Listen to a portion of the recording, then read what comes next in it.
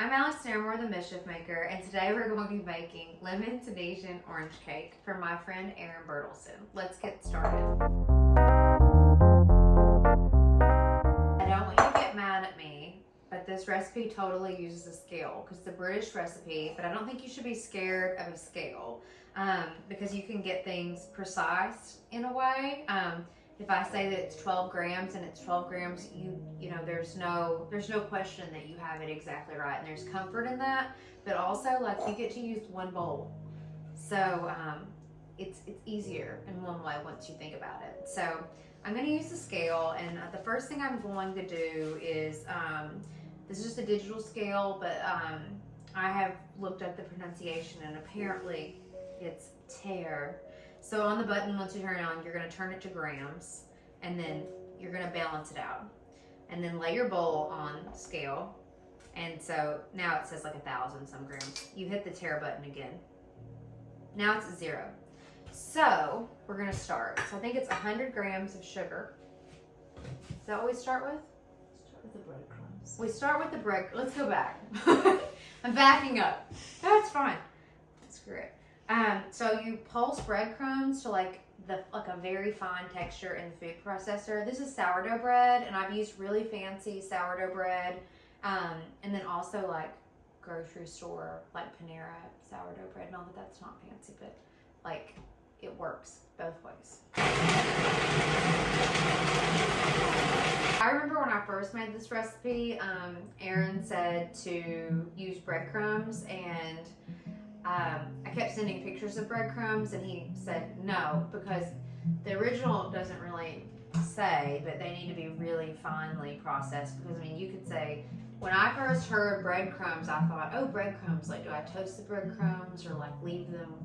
Anyway, really fine food processed breadcrumbs. Yes, she's like, why do you have to? Okay. Nope. We should do a different bowl, because this is my measuring bowl. So 1, 2, and a half. And I think that he got this recipe from his friend. Okay, so 2.5 tablespoons of breadcrumbs.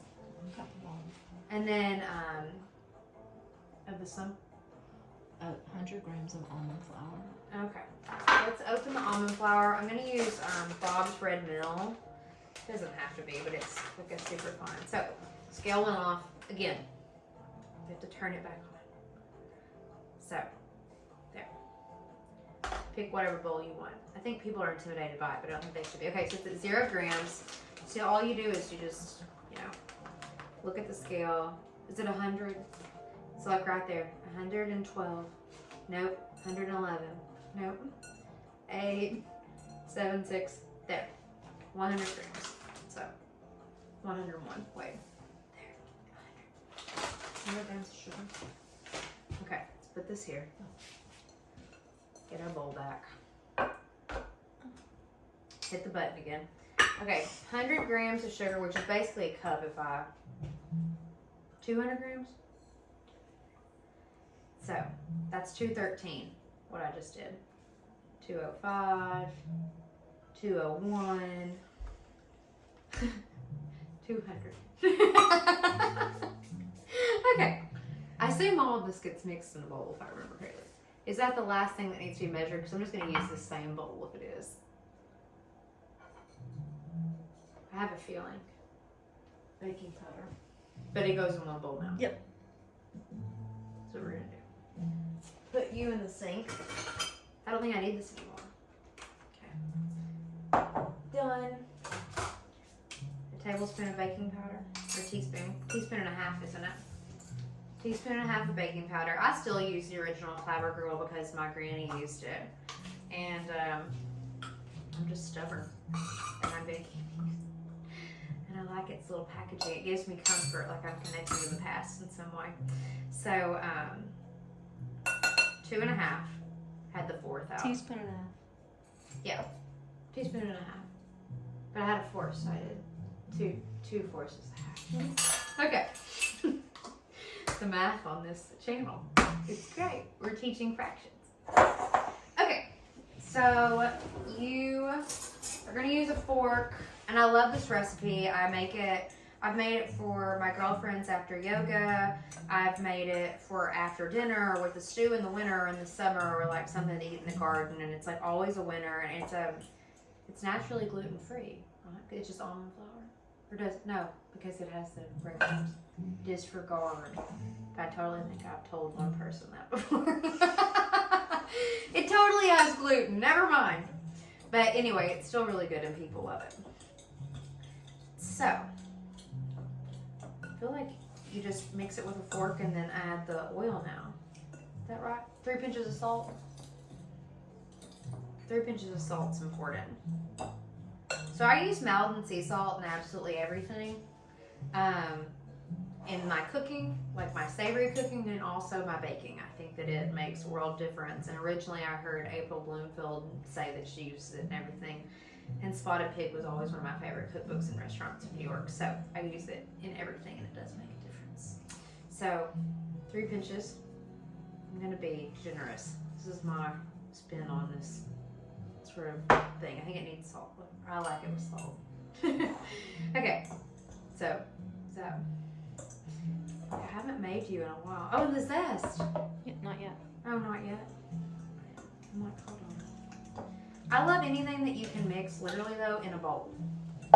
Like it is satisfactory and easy, and I probably should have prepared my pan already, but I didn't. So it's just, maybe I should have used a spatula. I think I usually use a spatula. Let me go get one.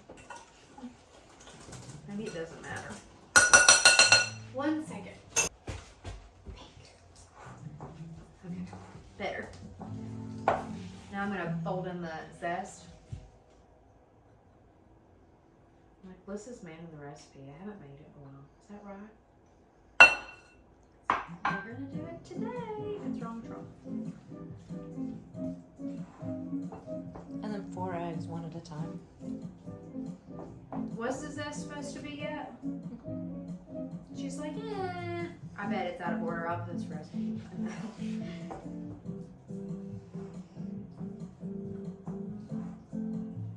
Yeah, anything I've made in one bowl is super satisfactory. Here they are. Magic eggs. 4 eggs, 1 at a time. I do like to use the cage-free eggs. I've read before that, you know, maybe it doesn't make a difference. We've lost 1 egg.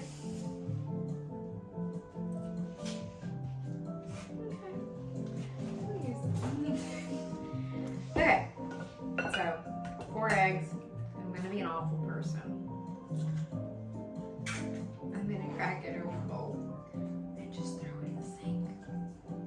That's what I would do if I was by myself, so I'm not even gonna lie about it at this point. Let's see, you like this cake. I love it. Yeah, I've made it for you twice. It's actually one of my favorites. And she's really kind of hard to please, I think. Do you think you're hard to please? I do not. You're not. I think so. Okay, so we're folding in or mixing in the eggs one time. I feel like it says that, isn't there an instruction about not overdoing it? Or is there not? Was I supposed to do the oil already? Okay. Listen guys, it's gonna be fine. I don't have the recipe in front of me though, I'm just kind of going with it. Okay, that's 2 eggs. Okay. Are you watching? You can't see her, but her nose is literally right there. You're the cutest helper that there is. I'm excited about this though because Ella hasn't tried this cake yet. So, she wasn't over here with the yoga group. But I asked Aaron if I could share this with you guys, and he obliged. So, I think everybody's for the better.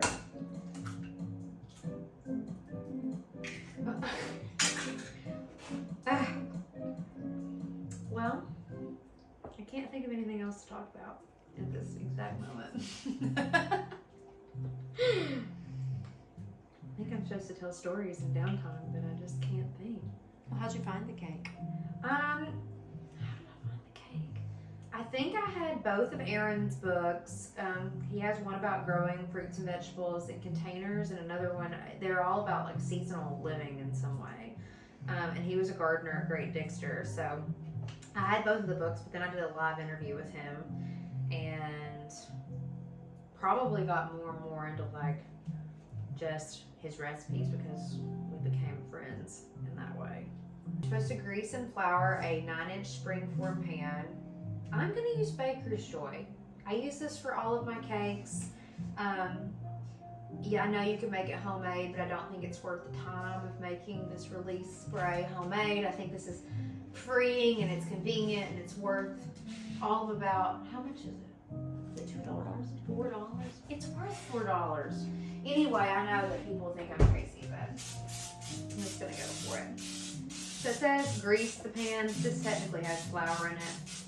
The point of it is that it's not going to stick, which is your goal.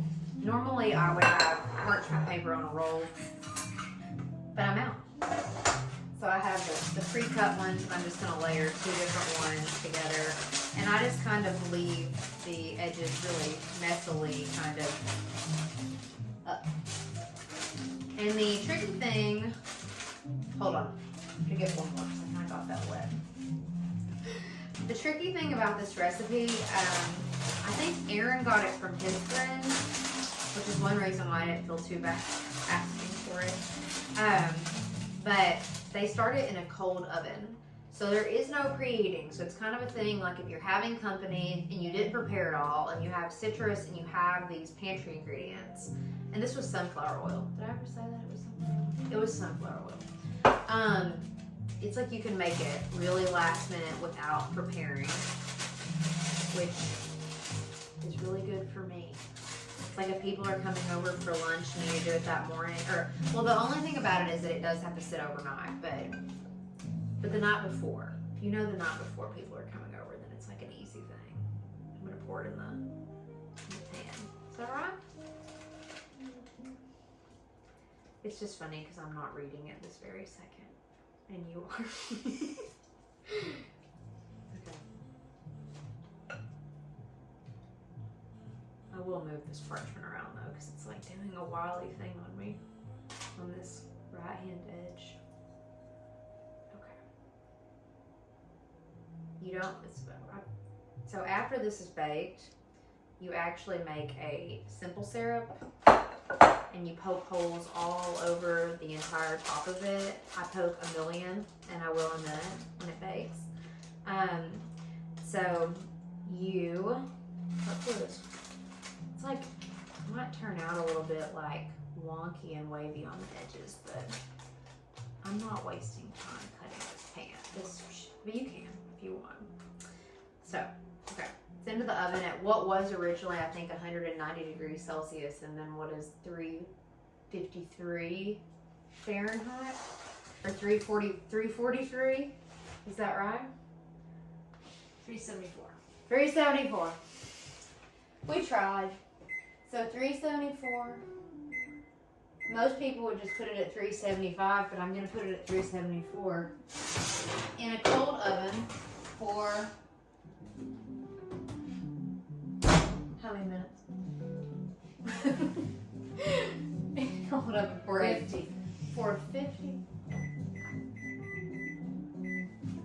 Okay. Melissa told me to close this cabinet, and I said that I read a book from a monk that said that if you leave cabinets and drawers open, that it's like that your soul is at an unrest.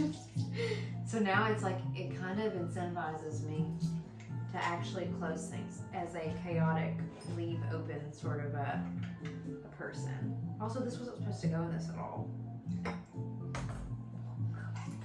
The cup. I've never been to Tunisia. Have you? No. Been to Morocco. Okay. You do have a kind of Moroccan sister. So this is the juice of 2 lemons and 1 orange. I'm gonna go ahead and add it to my saucepan, along with 100 grams of sugar, which is like roughly like a half cup, but I already have my scale out, so I'm gonna go ahead and use it. So let's see, 74, 90, 95, 98. 100. Okay. And this is for the syrup. This is for the simple syrup. So when the cake comes out of the oven, you use a wooden skewer to poke holes all in the top and then pour it over. So I need to actually get some cloves and then 1 cinnamon stick. Be right back. We're gonna go ahead and make the simple syrup that the cake gets soaked in. You poke holes all over the top of the cake, and so you soak it in the syrup. So this is 100 grams of sugar, measured on the scale again. 1 Ceylon cinnamon stick. It is the only true cinnamon. And 4 cloves. I might have 5 in there. And then the juice of 2 lemons and 1 orange. So I'm gonna bring it to a boil. Now we're gonna make the candied orange slices on the stove that go on top of the cake while the syrup is on the stove. The cake is in the oven, so I like to go ahead and make this while I'm doing everything else. So I sliced 1 orange really thinly with, to make these candied oranges, it's equal parts. So 1 orange, 1 cup of sugar, 1 cup of water. So you're basically making a simple syrup. But if you did 2 oranges, it would be 2 oranges, 2 cups of water, 2 cups of sugar. So it's however equal. Okay, so we're gonna bring this to a boil on the stove. On the other burner, I will. Okay guys, the cake is out of the oven and looks about perfect to me. I'm poking holes so that I can pour the syrup in. It's just so pretty. I love it. I like to sit here and just poke 1 million holes in it because it makes me feel as if it's better somehow. And I'm just gonna pour the simple syrup over the top. I can't remember if I pour it or brush it. I'm gonna pour it. What it is.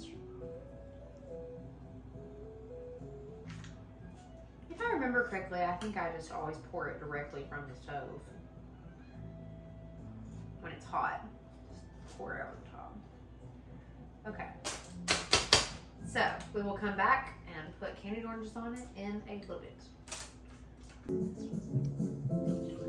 That is the prettiest rosé. They said it was their new favorite. Nice. The cake has been in the fridge for really over 8 hours, but overnight. Here it is. Kind of ate this little portion. But anyway, so basically all of the orange and lemon juice, clove, cinnamon syrup soaks down into all the holes that you poke, and it's just really, I think, a great cake. So I'm gonna have it with Lissa and Jess and some rosé, and it's the afternoon. It's so might be bigger. So you want to cut it? Please. It's tea time with rosé. It's tea time with rosé. Simple syrup seems thicker than normal, but we'll see. Oh, come out. Who's taking it? Yeah, this looks good. It really has a lot of syrup on it too. It does have like a weird amount of syrup in it today, but No, it's good. I'm just taking it to you, Jess. I'm gonna read it to you. Beautiful. That is good. Anybody mind? Sure. Does it taste like it normally does? You've had it like a million times. No, it's really good. I really love it. I love it every time. It's really good. I told him yesterday I thought this one was gluten-free, and then I forgot about the sourdough breadcrumbs because it does have mainly almond flour. Well, you could use Not gluten-free sourdough. sourdough. You could use gluten-free sourdough. That is an excellent idea. Do they sell gluten-free sourdough? I mean, Yeah, they it do exists. I mean, there are people who say sourdough is gluten-free but you have to trust where you get it. So, was there gluten-free sourdough at the farmer's market this morning? No, I but thought I've I made it saw. before. You've made it before? Mm-hmm. For who? Laura Crow makes it. Maybe you can get her to make you some. Laura Cream. Hit her up. Let's see. We'll ask her. That's good. Well, how do you make? What do you? Oh, a whole load of alt flowers. Okay. Which ones? There's a great book called Vanilla Bakes Simple. Vanilla. Vanilla. Canela vanilla. Say it. So I'm gonna. I'll say it. I don't care. You can sound it out on Amazon. King cord. But they have a whole method of gluten-free sourdough. Well, then there you go. So you do that one night. You only need 3 tablespoons of the food processor, and then you could make this entire thing gluten-free. You could call it low gluten. It only has 3 tablespoons of sourdough. It only has 3 tablespoons of sourdough, look, immersed throughout the entire thing.